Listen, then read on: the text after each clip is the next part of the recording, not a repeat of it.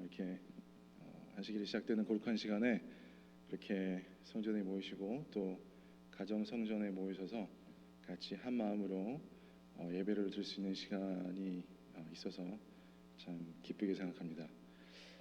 또 우리 하성영 집사님 그 특창 너무 감동적이고 항상 들을 때마다 좋은 것 같아요. 어떻게 들어도 좋은 것 같습니다. 실수가 나와도 좋고 실수가 안 나와도 좋고 언제나 은혜가 되는 것 같아요. 갈까요? 네. 자, 그리고 오늘 특창이 가사가 계속 반복이 되죠. 영원히 찬양을 돌린다. 제가 오늘 그 말씀을 준비한 그 제목이 영원한 복음입니다. 그래서 이렇게 그 가사를 들으면서 제가 이게 오늘 그 말씀을 준비할 때도 어떤 성령의 도우심이 있었구나라는 생각을 제가 하게 되었습니다. 지금 코로나 바이러스 때문에 이제 많은 사람들이 이제 걱정을 하시고 지금 많은 성도분들께서도 아직도 힘들어 하시는 걸로 제가 알고 있습니다. 그리고 경제적으로나 또 어떤 많은 일들이 지금 벌어지고 있기 때문에 많은 분들께서 걱정을 계속 하시는 걸로 제가 알고 있습니다. 그리고 이제 많은 경제학자와 사회학자들이 얘기를 하기를 이 코로나 이전과 이후의 세계는 완전히 다른 세계가 될 거라고 얘기를 하고 있습니다. 그래서 지금 단적인 예로 우리가 퍼블릭스에 가보시면요, 이 아열마다 이 일반 통행을 하게 만들어놨습니다. 그래서 이제 사람들이 마주치지 않게 그렇게 해놨어요. 그래서 다 마스크를 끼고 서로 거리를 두면서 이렇게 지내고 있는 것이 이것이 뭐 조만간에 없어질 것 같지는 않습니다. 이러한 것들이. 그리고 이제 많은 과학자와 또 의학자들이 생각할 때는 내년 봄이나 여름에 이제 백신이 나와서 이제 상용되기 전까지는 이러한 이 확진자라든지 희생자가 계속 증가했다가 내려갔다 증가했다 이러한 추세가 계속 이어질 거라고 지금 얘기를 하고 있습니다. 그래서 굉장히 어려운 가운데서 지금 제가 지난주에 응급으로 이제 일을 할 일이 있어서 이제 가서 제 직원하고 이제 얘기를 할 기회가 있었습니다. 근데 그 직원이 하는 얘기가 이제 세상이 끝날 것 같다고 얘기를 해요. 근데 그 직원은 이 재림교인이 아닙니다. 그 일반 기독교인이라고 하기도 좀 뭐한 게 그 친구가 이제 교회를 다니질 않아요. 네. 그런데 세상이 끝날 것 같다, 이제 마지막일 것 같다고 얘기를 하더라고요. 그래서 왜 그러냐 그랬더니 이제 요즘에 많이 이야기가 되고 있는 이 일루미나티라든지 뭐 프리메이슨 이런 것을 통해서 이제 빌 게이츠가 뭐 중심에 있더라고요. 그래서 모든 사람들이 백신을 맞게 이마와 손에 이 베리칩을 넣을 것이다. 뭐 그래서 이게 짐승의 표가 될 것이다. 뭐 이런 얘기를 하더라고요. 그래서 제가 흥미가 좀 생겨서 사실 유튜브에 좀 찾아봤어요. 그랬더니 이제 일루미나티나 프리메이슨에 관련된 이 유튜브의 영상들이 굉장히 많이 있습니다. 예. 제가 이제 몇 편을 좀 봤는데 이 많은 이 주장을 하시는 분들이 각각 의견이 조금 좀 틀리더라고요. 또 그리고 이제 보시면은 이 마지막 때, 마지막 시대라는 주제로 많은 목사님들이 설교하신 것도 유튜브에 많이 있습니다. 그 중에 이제 재림교회 목사님도 있으시고, 또 재림교인이 아니신 목사님들도 많이 계세요. 그래서 이런 것을 볼 때 우리가 재림교인이든 아니든 그리스도인이든 아니든 이 때가 이제 가까웠다라는 이러한 그 감각을 다들 이제 가지고 계신 것 같습니다. 그래서 이러한 때에 여러 가지 정보가 나오고 여러 가지 말씀이 나오는데 우리가 어떤 것이 참 진리이고 아니면 가짜 진리인지를 분별하기가 참 어렵습니다. 그렇죠? 그래서 우리가 이럴 때일수록 더욱더 우리 남은 교회에 주어진 그 마지막 때를 위해서 주어진 이 기별을 우리가 연구하고 그것을 공부하는 데 시간을 좀 바쳐야 되겠다 이런 생각을 제가 들었습니다. 우리 남은 교회인 재림교회에게 마지막 때 특히 주어진 기별이 무엇일까요? 세천사의 기별입니다. 예, 그래서 오늘 제가 세천사의 기별을 좀 말씀드릴 텐데 말씀드리기 전에 제가 먼저 말씀 좀 드리면은 오늘 설교 내용은 조금 지루하시게 느껴질 수도 있습니다. 제가 워낙 모든 것을 지루하게 말하는데 이제 소질이 있기 때문에 그렇지 않아도 지루하게 느껴지실 수 있어요. 근데 오늘 이 내용 자체가 조금 지루하게 느껴지시더라도 이 지루하심을 이기시고 이 안에 있는 하나님의 기별 그 메시지를 좀 은혜로서 받아들이시는 시간이 되셨으면 좋겠습니다. 자, 우리 새천사의 기별이란 것은 우리 재림교인이라면 모두 다 한 번씩은 다 들어봤을 것입니다. 재림교인이 안 됐고 침례를 받지 않으셨다 하더라도 재림교인을 무슨 이렇게 마실 다니듯 하시는 분이더라도 이 새천사의 기별이란 것을 한 번씩은 다 들어보셨을 거예요. 근데 이제 오랫동안 신앙생활을 하신 분들도 이 새천사의 기별이 무엇이냐라고 한마디로 정의를 하기는 조금 힘든 것을 우리가 좀 많이 볼 수가 있습니다. 그래서 이 새천사의 기별을 제가 이 한 스크린에 이렇게 넣어봤습니다. 그래서 제가 일단 시작하면서 이제 간략하게 결론부터 제가 먼저 넣고 한번 시작을 하겠습니다. 새천사의 기별, 첫째 천사의 기별은요, 키포인트가 심판의 시간이 이르렀다라는 것이고 또 창조주를 경배하라는 것이 키포인트입니다. 두 번째 천사의 기별은 바벨론의 정체가 나타나고 그 바벨론이 무너졌다라는 메시지입니다. 세 번째 천사의 기별은요, 이 짐승의 표가 나타나고 그 짐승의 형상에게 경배하지 말라고 하는 메시지가 세 번째 천사의 메시지입니다. 그래서 이것을 하나로 이렇게 이제 요약을 해보시면요, 바로 첫 번째 천사의 기별을 통해서 이 창조주, 이제 창조를 하시면서 안식일을 만드신 이 하나님을 경배하라는 이러한 복음이 나타날 때요,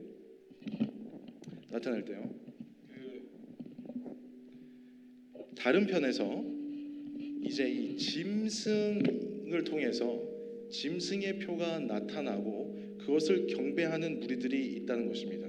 그래서 바로 이 창조주를 경배하는 하나님의 백성들이 있고 또 그 바로 배치되는 짐승의 표를 경배하는 무리들이 또 있을 거라는 얘기를 하고 있는데, 하나님께서는 새 천사의 기별을 통해서 이 하나님 창조주를 경배하라는 그러한 메시지를 우리에게 보내주고 계신 것입니다.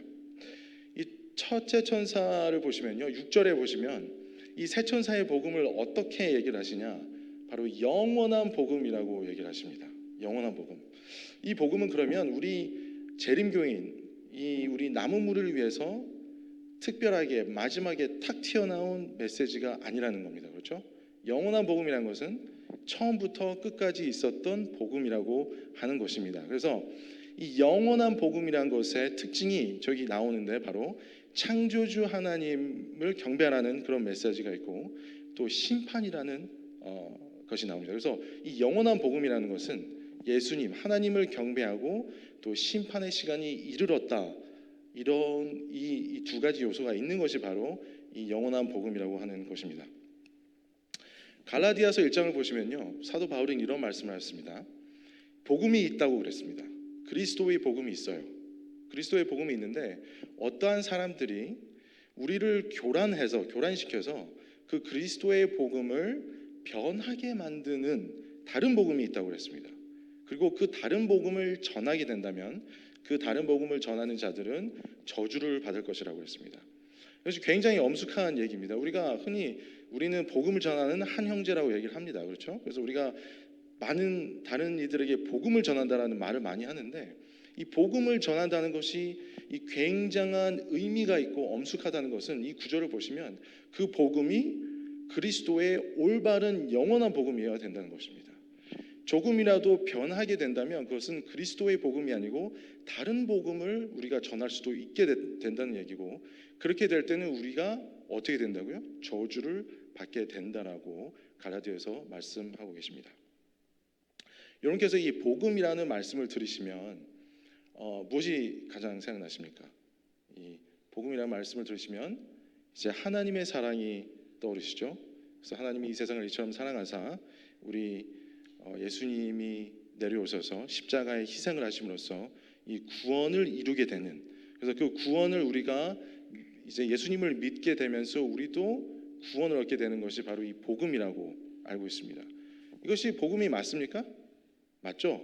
예, 이것이 복음인데, 그런데 여기서 우리가 심판이라는 것이 들어가게 됩니다. 근데 이 심판론이 들어가게 될 때 이 많은 이 안식 이 재림교회를 이단이라고 비판하는 이 일반 개신교회 학자들, 그리고 또 심지어서 이제 이 재림교회 안에 있는 굉장히 신앙을 오래 하신 분들조차도 이 심판론에 굉장히 회의적인 분들이 많이 계십니다. 이분들이 주장하는 것은 예수님께서 십자가에서 희생하심으로써 구원이 이루었는데 도대체 무슨 심판이 더 필요한가라는 것이 그들의 주장입니다. 그러면 정말로 우리가 예수님께서 십자가에 돌아가셨기 때문에 우리는 심판의 과정이 필요하지 않은 것인가? 예수님은 이에 대해서 어떻게 말씀하셨는지, 사도 바울은 이에 대해서 어떻게 말씀하셨는지 우리가 한번 보도록 하겠습니다. 요한복음 16장에 보시면 예수님이 이런 말씀을 하세요. 제자들에게 말씀하시기를, 이제 나중에 예수님께서 희생하시고 또 부활하시고 하늘로 올라가시고 난 다음에 누구를 보내신다고 약속하셨죠? 보혜사 성령을 땅에 보내신다고 하셨습니다. 근데 그 보혜사 성령이 내려오시면 이 마지막 줄에 뭐라고 나와 있습니까? 보혜사 성령, 그가 와서 죄에 대하여, 의에 대하여, 또 뭐에 대하여?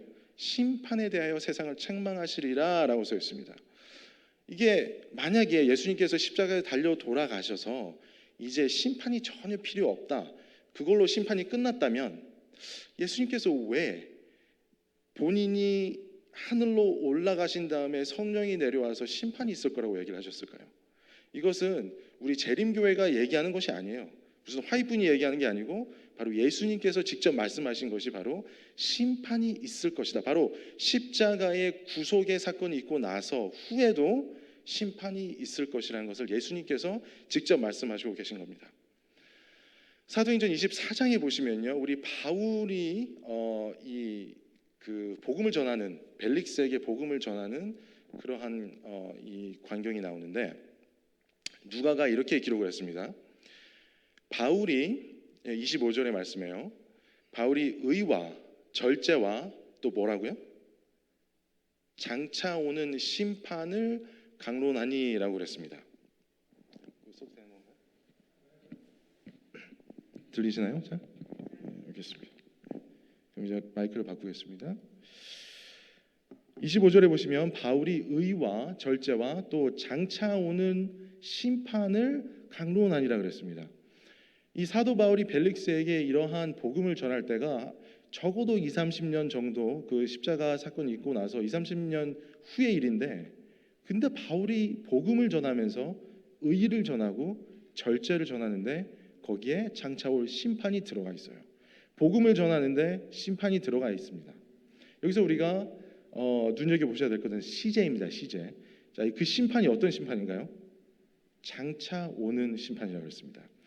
우리가 방금 전에 예수님의 말씀을 통해서, 우리 사도 바울의 말씀을 통해서 우리가 알 수 있는 것은 하나, 예수님께서 십자가에서 우리의 구속을 이루셨지만 심판이라는 과정이 나중에 있을 것이라는 것을 사도 바울과 예수님께서 말씀하고 계신다는 것입니다. 그렇죠? 여기서 시제를 보시면 이 사도 바울이 벨릭스에게 복음을 전파할 때는 그 심판이 왔을까요, 안 왔을까요? 시제를 보시면 심판이 장차 올 심판이라고 했습니다. 그러면 이 지금 바울이 이 복음을 전할 때 심판은 아직 내리지 않았다는 얘기죠. 그렇죠? 근데 이제 우리가 첫째 천사의 기별을 가보겠습니다. 첫째 천사의 기별을 가보시면 첫째 천사의 기별이 이루어지는 그때는 심판의 시간이 어떻게 됐다고요? 이르렀음이니라고 되어 있습니다. 그러면 사도 바울의 시대에는 이 심판의 시간이 이르지 않았는데 첫째 천사의 기별이 이루어지는 그때는 심판이 이루어지는 그때가 된다는 것입니다. 그래서 우리가 이때가 인류의 역사상 언제인가, 이것을 우리가 알 필요가 있는데요. 그러니까 알기 위해서 우리가 간단하게 성소를 좀 리뷰를 잠깐 해야 될 필요가 있습니다. 우리가 뭐 자세하게 오늘 말씀을 드리지는 않을 것이지만요, 우리 성소는 여러 가지의 상징성이 있지만 그 중에 하나가 바로 우리의 인류의 역사를 다 관통해서 보여주시는 것입니다. 이 번제단에서, 이 성전의 뜰에 있는 번제단에서 양을 죽임으로써 예수님께서 십자가에서 희생당하는 그 상징이 실현되었습니다. 그렇죠? 정확하게 인류의 역사상 몇 년이었죠? AD 31년이었습니다. 그렇죠? AD 31년 정확하게 우리의 인류의 역사상 예수님께서 십자가에서 달려 돌아가시는 그러한 장면을 우리가 볼 수 있습니다. 그리고 이제 이 물두멍을 통해서 이 상징되는 부활을 하시고 또 이제 하늘에 있는 성소로 들어가시는 그런 모습을 우리가 볼 수가 있습니다. 우리가 이 심판이라는 개념을 알 때는 우리가 이 성소, 이 성전의 개념을 조금 알고 있어야 됩니다. 그래서 이제 이 그 성전의 뜰에 있는 곳에서 매일매일 제사가 드리는 그러한 일이 일어나는데 그것을 우리가 매일 드리는 제사, 히브리어로 타미드라고 얘기를 합니다. 많이 들어보셨을 거예요. 그래서 매일 드리는 제사는 이 유대인이 1년 유대 달력의 1년이 360일입니다. 그 중에 359일 동안은 계속 그 뜰에서 제사가 드려지는 거예요. 매일 드리는 제사가 계속 드려지고 그 죄가 그 피에 그 양으로 이제 옮겨진 그 피를 가지고 제사장이 씻고 그 성소 안으로 들어가는, 그래서 성소 안에 있는 성물들을 관리하는 매일매일 그러한 작업들이 이루어집니다. 그래서 359일 동안은 뜰과 성소에서 모든 이 예식이 이루어지는 것입니다. 그런데 단 한 번 이제 360일 이제 마지막 날이 되는 이 날이 되면 이 날을 우리가 대속죄일이라고 부릅니다. 이제 히브리어로 욤 키푸르라고 얘기를 하는데 이 지금도 현재 사실 이 유대인들은 이 욤 키푸르를 지키고 있어요. 그래서 이제 올해도 이제 9월 27일이 욤 키푸르입니다. 이 날은 어떤 일이 벌어지는가? 바로 지금까지 뜰과 성소에 국한되어 있던 그 예식이 이제 지성소까지 들어가게 되는, 가장 안쪽에 있는 가장 거룩한 곳까지 들어가게 되는 그런 예식이 이루어집니다. 이때 이제 대제사장이 이제 그 359일 매일 드리는 제사를 통해서 죄가 이 성소 안으로 들어가는 예식이 이루어졌다면 이제 이 마지막 날인 대속죄일에는 가장 끝에 있는 지성소부터 그 지성소 제일 안에는 법궤가 있죠. 그 법궤에 제일 중앙에 피를 뿌리고 나오면서 성물에 피를 묻히고 나오면서 이렇게 예식을 하면서 이 상징이 무엇이냐면 그동안 쌓여있던 모든 죄들을 이 대속죄일 날 다 완벽하게 깨끗하게 씻어버리는 그러한 이 상징성이 있는 예식을 올리게 되는 것입니다. 그래서 우리가 클렌징이라고 그러죠. 이게 보통 이제 완전하게 깨끗하게 만드는 그러한 일이 바로 대속죄일 날 성소 안에서 벌어지는 것입니다. 근데 이 대속죄일이 일어날 때에 하나님께서 이스라엘 백성들에게 명하신 게 있어요. 근데 이것은 그 명하신 것을 지금 유대인들도 그대로 하고 있습니다. 유대인들, 이스라엘 백성들에게 어떻게 하라고 명하셨냐면 이 대제사장이 지성소 안에 들어서 성소에 봉사를 할 때 바깥에 나와 있는 이 이스라엘 백성들은 머리에 젤을 뿌리고 옷을 찢고 하루 종일 금식을 합니다. 물도 마시지 않아요. 그리고 이 성경을 계속 읽습니다. 특히 이제 모세의 그 율법책을 계속 읽으면서 하루 종일 읽으면서 무엇을 하느냐? 자신의 죄를 계속 찾는 작업을 하는 것입니다. 그래서 말씀을 보면서 자신이 과거에 지었던 모든 죄들을 회개하는 그러한 작업을 하루 종일 하게 되는 건데 이 날이 굉장히 엄숙한 날인 이유가 뭐냐면 이스라엘 백성들 중에서 이 날에 회개를 하지 않는 사람이 있다면 자신의 죄를 계속 찾고 찾아서 회개하지 않는 사람이 있다면요 이 사람은 그 민족에서 이스라엘 민족에서 끊어짐을 당하게 되는 것입니다. 그렇게 엄숙한 이러한 그 일이 바로 대속죄일에 벌어지는데 그래서 흥미로운 것은 이제 대제사장은 지성소에 들어가기 전에 발에 이게 긴 끈을 묶습니다. 이게 왜 그런지 아시나요? 대제사장이 혹시라도 회개하지 않고 지성소에 들어가면 어떻게 될까요? 죄가 있는데 들어가면 그냥 죽습니다. 그렇죠? 근데 그 지성소 안에 아무도 들어가지 못하기 때문에 혹시 안 나와요. 이제 대제사장이 나와야 되는데 안 나오면 죽었나 안 죽었나 이렇게 봐야 되는 겁니다. 그리고 혹시 죽었으면 이제 끈으로 이렇게 막 빼서 이제 사람을 꺼내야 되기 때문에 이 대제사장이 지성소에 들어갈 때 항상 이 발에 끈을 묶고 이제 들어가는 그런 모습을 우리가 볼 수 있습니다. 그래서 이것이 우리에게 주는 우리가 알아야 될 것은 무엇이냐면 바로 이 마지막 대속죄일 날 이 지성소 안에는 이 법궤가 있다고 그래서 이 율법이 있습니다. 그 십계명이 있어요. 그 십계명을 통해서 이 판결이 이루어지는 것입니다. 바로 심판이 이루어지는 것이에요. 우리가 어떠한 판결이라든지 심판이 이루어질 때 법을 가지고 하지 않습니까? 그래서 지성소에 있는 그 법, 십계명을 통해서 이 많은 이 모든 이스라엘 백성들이 자신의 죄를 계속 회개하는 작업을 그 하루 종일 해야 된다는 것입니다. 그래서 그 회개를 하게 될 경우에는 그 죄가 다 성소 안에서 씻겨 내려가듯이 그 죄가 다 씻어 내려감을 받게 되는 것이고, 회개하지 않을 경우에 심판이 어떻게 되냐면 그 회개하지 않은 자는 이스라엘 민족 중에서 끊어짐을 당하게 된다라는 뜻을 가지고 있는 것입니다. 그래서 이제 359일 동안은 성전 뜰과 또 여기 보시는 왼쪽에 그 성물이 있는 성소에서 진행이 되고요. 그다음에 이제 마지막 360일째 되는 날 이 가장 거룩한 지성소에서 이런 예식이 일어나게 되는 것입니다. 우리가 이 뜰에서 예수님께서 십자가에 달려 돌아가시는 그 일이 우리 인류의 역사상에 있는 것을 우리가 다 배웠습니다. 그렇다면 이 심판, 바로 지성소에 들어가는 그러한 연도도 분명히 우리 인류의 역사상 있겠죠. 그 역사가 언제냐? 바로 다니엘서 8장 14절에 나오는 2300주야라는 그러한 예언을 통해서 주어진 바로 457년 예루살렘 성을 중건하라는 그 명령이 떨어진 후부터 2300년은 후인 1844년 10월 22일 날 예수님께서 지성소에 들어가시는 그러한 심판이 시작되는 장면을 우리가 볼 수가 있습니다. 그렇다면 우리가 바로 뜰에서 예수님께서 돌아가시고, 그리고 이제 성소 봉사가 시작된 후에 이제 1844년 우리 인류의 이 역사의 1844년에 이제 예수님께서 지성소에 들어가셔서 심판의 역사가 시작되는 그러한 때가 되는 것을 우리가 이 상징으로서 성소의 이 구조로서 우리가 볼 수가 있습니다. 이것을 보시면 바로 이제 1844년에 이 대속죄일의 상징이 되는 그러한 시기에 1844년의 이후에 우리가 살고 있다는 것입니다. 그래서 1844년 이후를 살고 있는 여러분과 저는 이런 바로 대속죄일에 해당하는 날에 살고 있다는 것입니다. 그렇다면 지금 우리가 이때 어떠한 신앙생활을 해야 되겠는가? 바로 이스라엘 백성들이 이 대속죄일을 어떻게 보내는가를 보면 우리가 어떤 신앙생활을 해야 되는가를 알 수가 있어요. 이 마음을 겸손하게 하고 머리에 재를 뿌리고 옷을 찢습니다.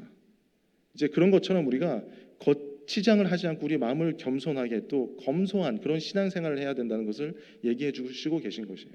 그리고 또 이스라엘 백성들이 하루 종일 금식하고 물을 마시지 않는 그런 것처럼 우리도 이 마지막 때에는 우리가 먹고 마시는 것을 조심하게 해야 된다는 것입니다. 그리고 이 이스라엘 백성들이 자신의 죄를 회개하기 위해서 계속 하나님의 말씀을 보는 것처럼 우리도 지금 이때는 바로 이 우리의 신앙생활을 말씀으로써 계속 우리의 죄를 회개하는 그러한 신앙생활을 계속 해야 된다는 그러한 시간에 우리가 살고 있다는 것을 우리가 알 수 있는 것입니다. 이것이 바로 1844년 지성소 사역이 시작되면서 바로 첫째 천사의 기별이 선포가 이루어진 것입니다. 그래서 여기 보시면 첫째 천사가 큰 음성이라고 했습니다. 이 큰 음성이라는 얘기는 이러한 첫째 천사 기별이 선포가 될 때 이것이 아주 커다란 움직임이었다라는 것을 우리가 알 수 있는데요. 1844년에 어떤 일이 일어났죠? 바로 우리 재림운동이 일어났습니다. 그래서 1844년에 이제 예수님께서 오신다고 하는 희망을 가진 이 사람들이 그러한 재림운동을 가지고 있었는데, 그래서 그 당시에 미국 북동부에 그 당시에 미국 북동부라고 그러면 사실 미국의 전부나 마찬가지예요. 그때 이 미국 북동부에 3분의 1이나 되는 사람들이 이 재림운동에 참여했다는 것이 기록이 남아 있습니다. 그럴 만큼 이것이 사실 미국 역사 고등학교 역사 교과서에도 나와 있어요. 그래서 그만큼 이것은 굉장한 큰 운동이었다는 것을 우리가 알 수가 있습니다. 그래서 1844년에 이러한 재림운동을 통해서 심판의 시간이 이르렀다라는 기별, 바로 예수님께서 이 지성소의 사역, 심판의 사역이 시작되었다라는 그 천사의 기별이 바로 1844년에 이루어졌다라는 것을 우리가 알 수 있습니다. 그리고 그 메인 기별은 바로 이 하나님의 창조주 되심을 우리가 경배해야 된다. 창조주로서 안식일을 제정하신 우리 창조주를 예배해야 된다라는 것이 메인 기별이 되는 것입니다. 이 1844년에 이러한 하나님의 그 첫째 이 세 천사 기별 중에서 첫째 천사의 이러한 창조주 되심을 기별하는 것이 나타냈는데, 이때 사단은 어떠한 일을 벌이고 있었을까요? 1844년에 우리 찰스 다윈이라고 다 아시죠? 찰스 다윈이 진화론을 만든 사람입니다. 그래서 이 많은 지금 현대인들도 이 진화론을 믿는 사람이 굉장히 많이 있습니다. 그 진화론이 다 찰스 다윈의 이 업적에서 나오게 된 거죠. 연구 결과를 통해서. 근데 찰스 다윈이 연구를 하다가 종의 기원이라는 책을 롱 에세이라고 하는데 그것을 다 만들어서 딱 펼쳐 완성을 시킨 것이 바로 1844년입니다. 그래서 한쪽 하나님께서 이 첫 번째 천사의 기별을 통해서 창조주 되신 하나님을 경배하라고 기별이 선포가 될 때, 이 다른 한쪽 바로 사단의 쪽에서는 창조란 없다라는 이러한 설을 1844년에 내놓는 것을 우리가 볼 수가 있는 것입니다.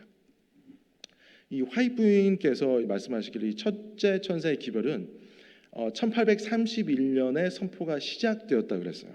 1831년에 바로 윌리엄 밀러가 그동안에 자기가 공부를 했던 성경 연구를 했던 것을 자신만이 알고 있다가 이제 공개적으로 이제 연구를 다른 사람에게 전파하기 시작한 것이 바로 1831년입니다. 그래서 화이트 분께서는 그 1831년에 바로 첫째 천사의 기별이 시작이 되었고 1844년에 그것이 이루었다라고 말씀하셨습니다. 그 다음에 1831년에는 무슨 일이 일어났을까요? 1831년에는 또 다른 과학자가 있습니다. 바로 패트릭 매튜라는 사람인데, 이 사람이 1831년에 쓴 책이 있는데 이 사람도 진화론자였어요.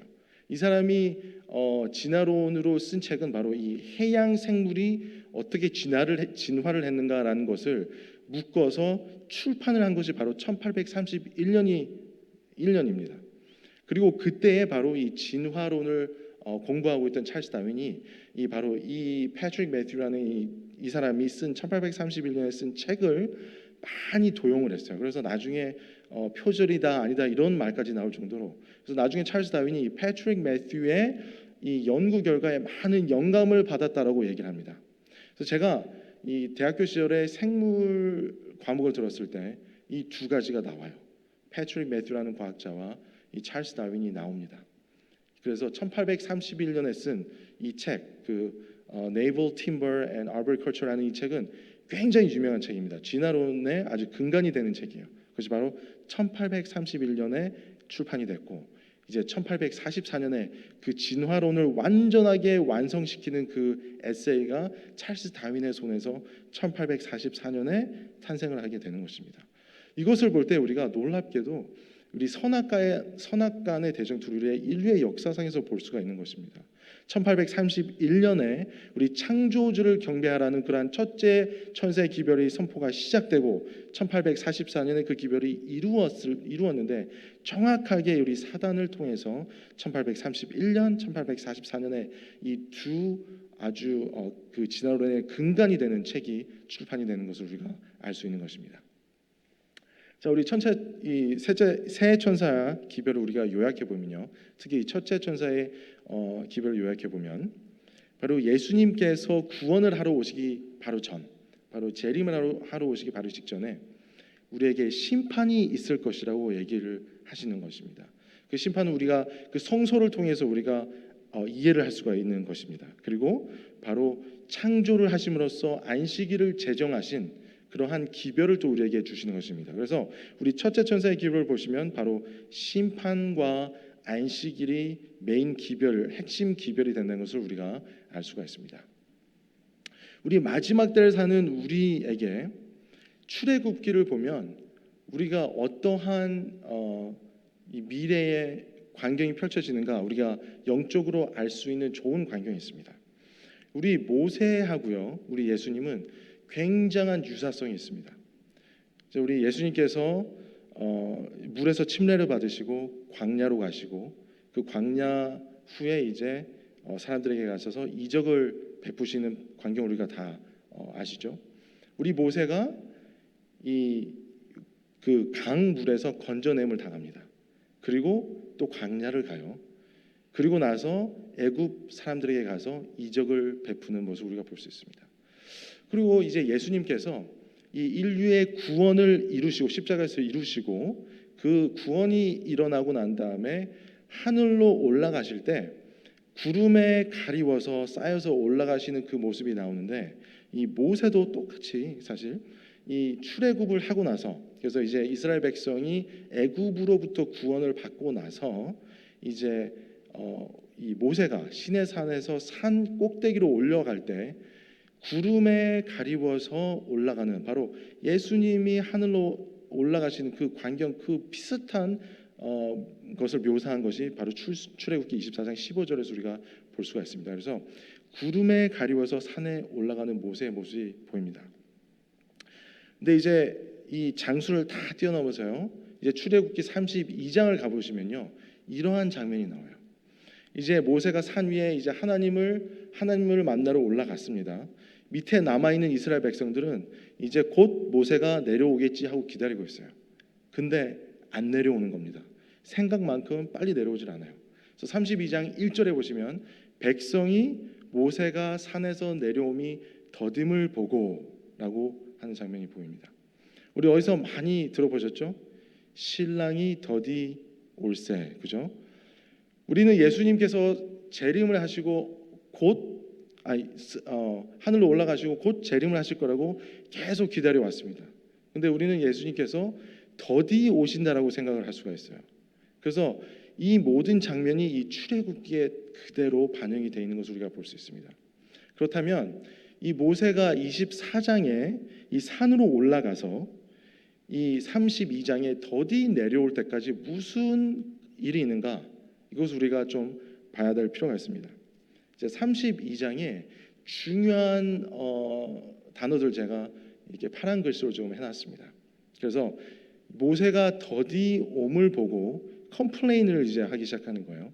그래서 이스라엘 백성들이 컴플레인을 하기를 우리를 인도한 모세가 도대체 어디 있느냐, 모세가 누군지 모르겠다는 말이죠. 그리고 4절에 보면 송아지 형상을 세웁니다. 누구를 통해서요? 아론, 이 제사장인 이 바로 하나님의 이 의식, 이 하나님이 하려고 하신 예식을 하는 이 교회의 지도자급이 되는 이 아론을 통해서 바로 송아지 형상, 짐승의 형상을 세우는 광경을 우리가 볼 수 있습니다. 근데 5절에 보시면요, 이 짐승을 가지고 이 짐승의 형상을 가지고 어떤 다른 이상한 이방신이라고 얘기를 하지 않아요. 무엇이라 그러죠? 바로 여호와 예배를 하고 내일은 여호와의 절일이니라라고 하면서 이 지금 세운 이 짐승의 그 형상을 하나님과 결부를 시킵니다. 그리고 하나님의 날이라는 것을, 절기라는 것을 하나 만들어 보내는 것입니다. 우리가 똑같은 광경을 우리가 지금 이 마지막 시대에 볼 수가 있다는 것입니다. 예수님께서 재림이 더디옴을 보고 있는 우리 땅에 있는 우리 하나님의 백성들이 예수님께서 왜 이렇게 늦게 오시는가 컴플레인을 하기 시작해요. 그리고 이 교회를 통해서 짐승의 형상이 올려진다는 것입니다. 다른 이방인들로서가 아니라 교회를 통해서 교회의 모습을 가지고 있는 이 교회를 통해서 짐승의 형상이 올려지는데 그 짐승의 형상을 이 하나님과 결부시켜서 마치 하나님께 경배드리듯이 그러면서 하나님의 어떠한 날을 만드는 모습을 우리가 볼 수가 있습니다. 그러면 이때에 과연 모세는 하나님과 어떠한 일이 있는가를 우리가 알아봐야 되겠죠. 출애굽기 24장에 이 구름에 쌓여서 산에 올라가고 난 후에 25장에 보시면 하나님께서 모세에게 이 성소를 만들라, 성소에 대한 지시를 하시는 것을 볼 수 있습니다. 26장에도 성소에 대한 지시고요. 27장에도 성소에 대한 지시입니다. 28장도 그렇고 29장도 그렇고 30장도 그렇고 31장도 성소에 대한 지시가 하나님으로부터 내려오는데 이제 바로 예수님께서 내려오시기 직전 모세가 산에서 내려오기 직전에 하나님께서 모세에게 언약을 주십니다. 그 언약이 뭐죠? 바로 31절에 영원한 언약이 되는 안식일의 언약을 모세에게 주시게 되는 것입니다. 이 언약이 있고 나서 모세가 내려왔을 때 바로 이 밑에 있는 이스라엘 백성들은 그 짐승의 형상을 보고 경배하고 있는 것을 우리가 볼 수 있는 것입니다.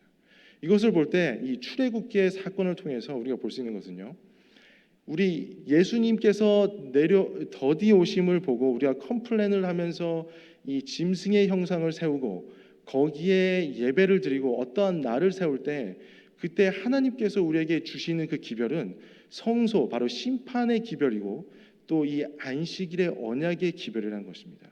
그래서 참 복음은, 그리스도의 복음은 다른 복음이 아니라 바로 이러한 성소 기별, 이 심판의 기별과 또 이러한 안식일의 복음이라는 것을 우리가 알 수가 있습니다. 그래서 그것이 바로 첫째 천사와 또 이 셋째 천사의 기별을 통해서 정확하게 알 수 있는 것이, 첫째 천사에서 이 창조주, 안식일을 제정하신 창조주를 예배하라고 했는데 다른 한편에서는 짐승의 형상이 올라가고 그 짐승의 표에 대해서 경배하는 그러한 사건을 우리가 볼 수가 있다는 것입니다. 그럼 우리가 이 짐승의 표, 우리 흔히 짐승의 표라고 하면 무엇이 딱 생각나십니까? 짐승의 표. 우리가 생각하는 이 666, 근데 베리칩 뭐 이런 건 아니겠죠. 그러니까 우리가 흔히들 이제 생각하시는 것이 바로 일요일 휴업령이 되는 것입니다. 그렇죠? 그래서 일요일 휴업령, 이 짐승의 표가 딱 올라가면 이제 나는 안식일을 지킬 것이다. 그때 우리 눈에 보이기 때문에 이제 지킬 것이다라고 하는 많은 교인분들이 계십니다. 근데 제가 오늘 말씀드리고 싶은 이 핵심은요, 바로 이것입니다.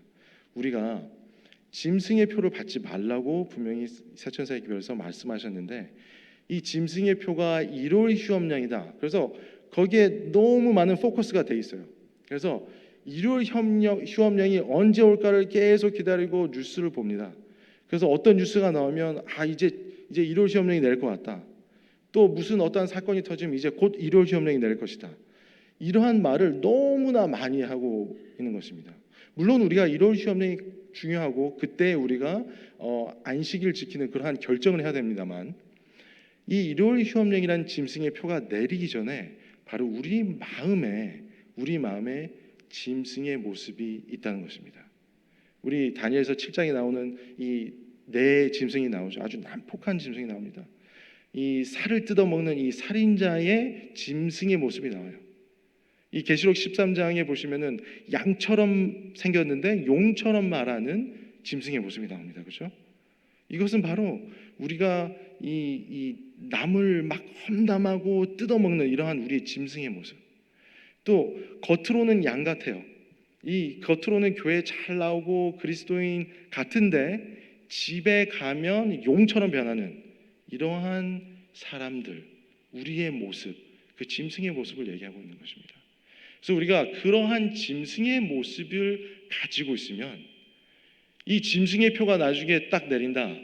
그때 우리가 그것을 보고 이제 일요일을 지키지 않고 안식일을 따라간다? 말도 안 되는 얘기예요. 우리의 몸 안에 우리 마음의 짐승을 놔두고서 짐승의 표가 생기면 우리는 짐승을 따라가게 될 수밖에 없는 그러한 운명이 처하게 되는 것입니다. 사도 바울은 우리 몸이 성전이라고 그랬어요.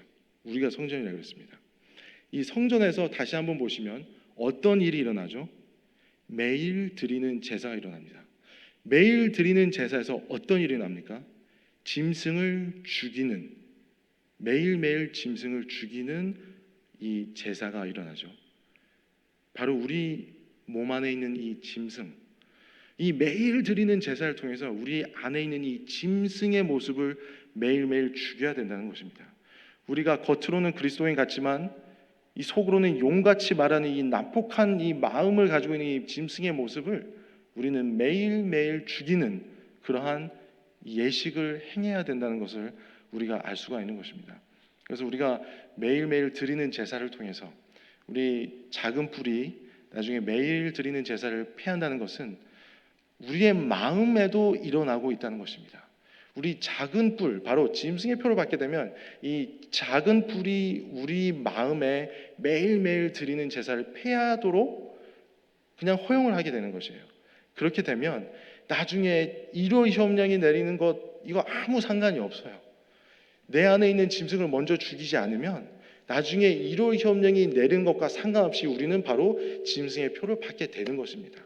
그래서 그런 일이 일어나기 전에 우리가 지금부터 우리 안에 있는 짐승을 죽이는 바로 제사, 매일 드리는 제사에 그러한 신앙생활을 하게 되시기를 간절히 바라면서 말씀을 마치겠습니다. 사랑하신 우리 하나님 아버지, 저희들은 죄가 많은 죄인입니다. 이 죄를 저희들이 회개하고 자복할 때 저희 죄를 다 깨끗하게 하여 주시고, 그럼으로써 우리가 더욱더 주님의 나라에 가까이 갈 수 있는 우리 모든 성도 여러분들이 될 수 있도록 인도하여 주옵소서. 이제 안식일을 시작하는 거룩한 시간이오니 이 안식일을 거룩하게 하나님과 더욱더 가까이 지낼 수 있는 그러한 귀중한 시간이 될 수 있도록 인도하여 주옵시고, 우리의 모든 발자취를 주님께서 보호해 주옵시기를 사랑하신 우리 예수님 이름으로 간절히 기도드리옵나이다. 아멘.